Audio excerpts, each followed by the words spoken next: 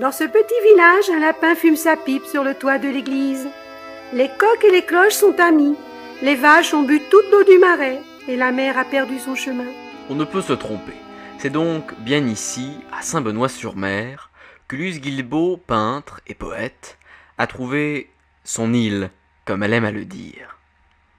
Alors, je suis arrivée à Saint-Benoît d'abord parce que mon frère était à Saint-Benoît.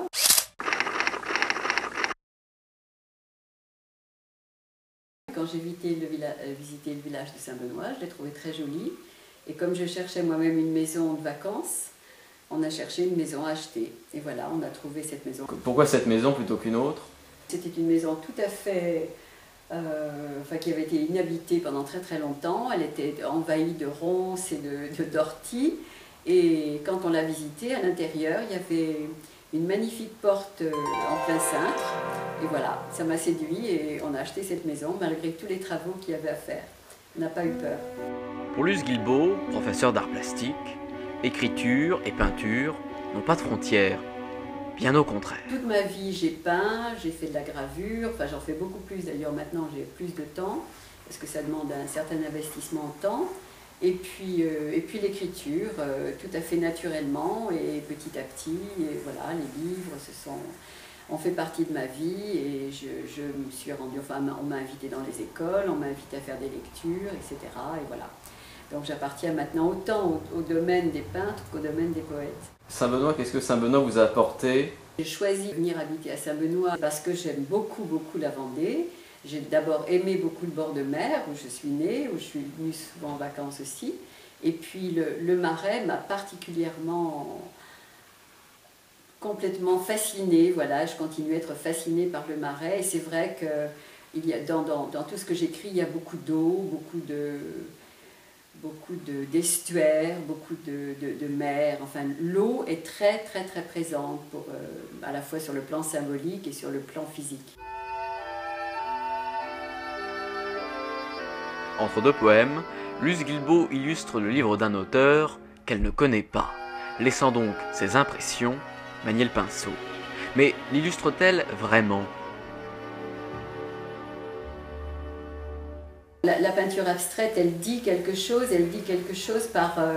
par les formes, les couleurs, l'atmosphère qu'elle dégage.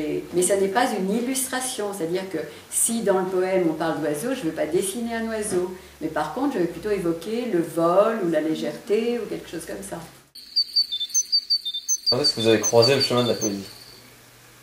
Comme la plupart des enfants, et c'est pour ça que j'écris d'ailleurs aussi pas mal pour les enfants, parce que je pense que c'est là que ça commence, la sensibilité à la poésie. Ça commence avec le goût des mots, avec l'apprentissage des mots, et je pense que j'ai dû avoir, ou j'avais moi-même une sensibilité, je ne sais pas si on peut dire ça, mais en tout cas j'ai eu des enseignants sans doute qui m'ont ouvert à la poésie, aussi bien je me rappelle à l'école primaire qu'ensuite en quatrième où j'ai eu un professeur absolument extraordinaire qui m'a complètement dévoilé l'intérêt, la fascination, la passion de la poésie.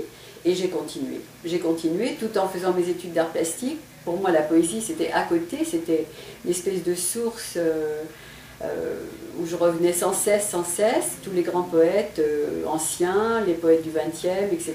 Et puis j'ai à cœur de connaître absolument les poètes de mon époque, de ma génération et des plus jeunes aussi, pour savoir comment on vit la poésie maintenant, pour pouvoir continuer à me sentir vivante avec la poésie.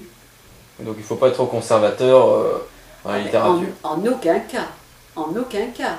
Il faut se baser, enfin, ça je pense, là je vais prendre mon ton de prof, mais il faut avoir des bases littéraires, des bases de culture, c'est absolument important, mais après il faut foncer et aller vers tout ce qui se fait de plus contemporain, de plus nouveau, même de plus extravagant, et trouver soi-même son chemin et continuer aussi à se transformer soi-même et à être vivant, toujours vivant.